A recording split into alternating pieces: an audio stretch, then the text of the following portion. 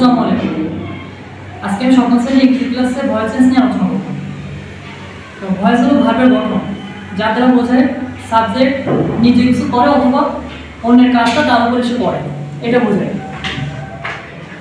তো আজকে আমরা শিখবো খুব সহজেই 4টি স্টেপের মাধ্যমে কীভাবে অ্যাক্টিভ ভয়েস থেকে প্যাসিভ ভয়েসে রূপান্তর করা যায়।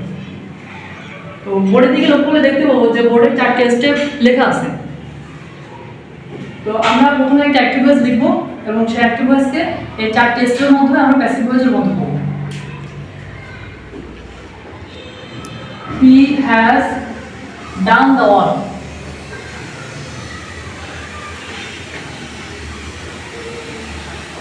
এটা একটা অ্যাক্টিভ ভয়েস, কারণ এখানে সাবজেক্ট নিজে সক্রিয় হয়ে ভার্বের কাজটা সম্পন্ন করছে, এজন্য এটা অ্যাক্টিভ ভয়েস। তো এটাকে আমরা এই 4টি স্টেপের মাধ্যমে আমরা প্যাসিভ ভয়েসে রূপান্তর করব। তো প্রথম স্টেপ আমাদের রয়েছে যে অ্যাক্টিভ ভয়েসের অবজেক্টটি প্যাসিভ ভয়েসের সাবজেক্ট হবে। তো সেক্ষেত্রে এখানে অ্যাক্টিভ ভয়েসের অবজেক্ট রয়েছে দি অর, তাহলে এটা আমরা যখন প্যাসিভে রূপান্তর করব এটা আমরা সাবজেক্টে লিখব দি অর।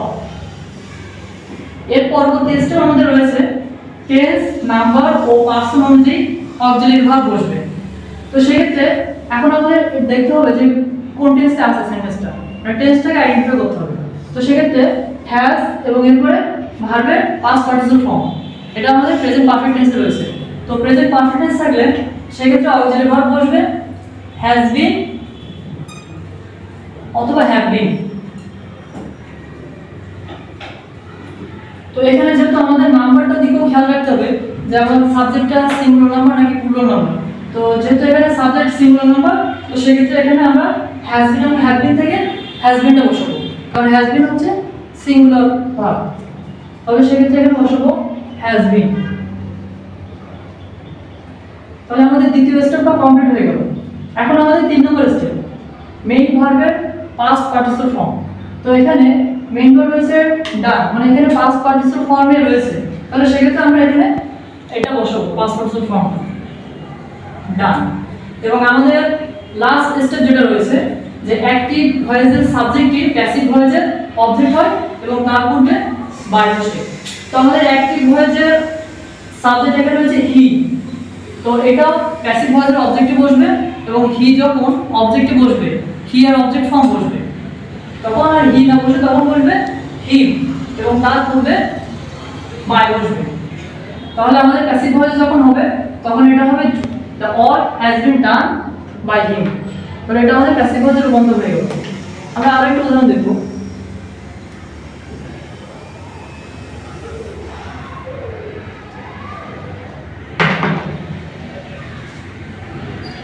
I have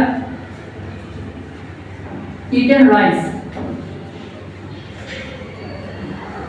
আমি টেন্সটাকে একই রেখেছি, I have eaten rice, এটা আমাদের এখানে প্রেজেন্ট পারফেক্ট টেন্সে রয়েছে।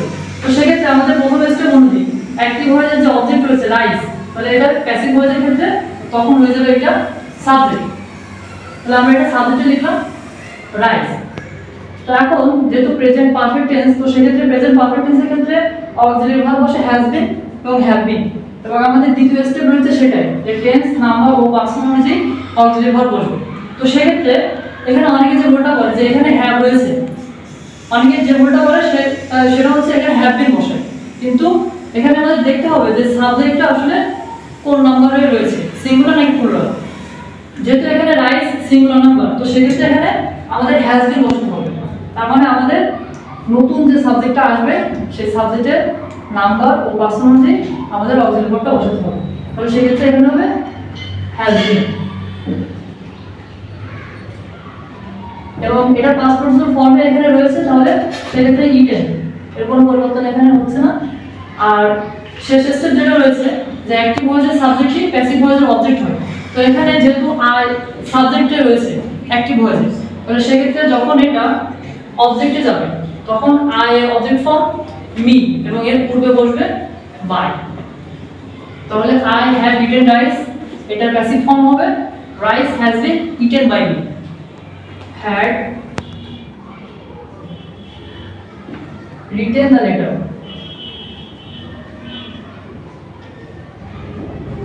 তো এখানে খেয়াল করে দেখতে পাবো এখানে আমাদের পাস্ট পারফেক্ট টেন্সে রয়েছে হ্যাড এবং এরপরে মূল ভার্বের past participle form। তো সেক্ষেত্রে আমাদের সবগুলো এসটিপি ঠিক থাকবে, কিন্তু যখন আমাদের টেন্স নাম্বার পার্সন অনুযায়ী আমরা অক্সিলারি ভার্ব বসাবো শুধুমাত্র এটার ক্ষেত্রে একটু ভিন্নতা আসবে। তো সেক্ষেত্রে আমাদের এখানে অ্যাক্টিভ ভয়েসে অবজেক্ট রয়েছে দি লেটার, এখানে আমরা প্যাসিভ ভয়েসে এটা সাবজেক্টে বসাবো। তারপর আমাদের টেন্স নাম্বার ও পার্সন অনুযায়ী অক্সিলারি ভার্ব বসবে। যেহেতু এটা পাস্ট পারফেক্ট টেন্সের ক্ষেত্রে আমাদের অক্সিলারি ভার্ব বসে শুধুমাত্র হ্যাড বিন। এখানে সাবজেক্টের নাম্বার পার্সন যেটাই থাকুক সব ক্ষেত্রে হ্যাড বিন বসবে। তাহলে সেক্ষেত্রে আমরা এখানে অক্সিলারি ভার্ব হিসেবে বসলাম হ্যাড বিন। যেহেতু এটা পারফেক্ট টেন্সে রয়েছে তো এখানে এটা পাস্ট পার্টিসিপল ফর্মে রয়েছে, তো সেক্ষেত্রে আমরা এটা বসবো এখানে রিটেন। এবং আমাদের অ্যাক্টিভ ভয়েসের সাবজেক্ট রয়েছে আই, এটা যখন প্যাসিভ ভয়েসে অবজেক্ট হবে বা অবজেক্ট ফর্মে বসবে তখন এটা হয়ে যাবে মি এবং এর পূর্বে বাই বসবে। তাহলে এটা প্যাসিভ ফর্ম হবে the letter had been written by me. এখন আমি তোমাদের কাছে একটা জিজ্ঞাসা করবো, দেখি তোমরা কতটুকু শিখতে পেরেছো। Finished the or. তাহলে এখানে যে অ্যাক্টিভ ভয়েসে রয়েছে, অ্যাক্টিভ ভয়েসের অবজেক্ট কি আছে এখানে? The or. তাহলে সেক্ষেত্রে আমরা এটাকে সাবজেক্ট লিখব দ্য অর। তাহলে এবার আমাদের টেন্সটাকে আইডেন্টিফাই করে সেই অনুযায়ী আমাদের অক্সিলারি ভার্ব বসাতে হবে। তো সেক্ষেত্রে এখানে কোন টেন্স রয়েছে? Had finished, past perfect. তাহলে সেক্ষেত্রে পাস্ট পারফেক্ট টেন্সে আমাদের অক্সিলারি ভার্ব বসে হ্যাড বিন। তাহলে আমরা এখানে বসলাম হ্যাড বিন। এবং আমাদের এখানে যে মেইন ভার্বটা রয়েছে সেটা আমাদের পাস্ট পার্টিসিপল ফর্মে রয়েছে। তো সেক্ষেত্রে এখানে আমরা ফিনিশড ওটাই বসাবো ফিনিশড। এবং এই যে অ্যাক্টিভ ভয়েসের লাস্ট স্টেপ যেটা অ্যাক্টিভ ভয়েসের সাবজেক্ট যখন প্যাসিভ ভয়েসের অবজেক্ট হবে তখন সেটা অবজেক্ট ফর্ম বসাতে হবে। তাহলে দে এর অবজেক্ট ফর্ম কি? দে। এবং এর পূর্বে অবশ্যই বাই বসাবো। তাহলে এটা প্যাসিভ ফর্ম হলো the or had been finished by.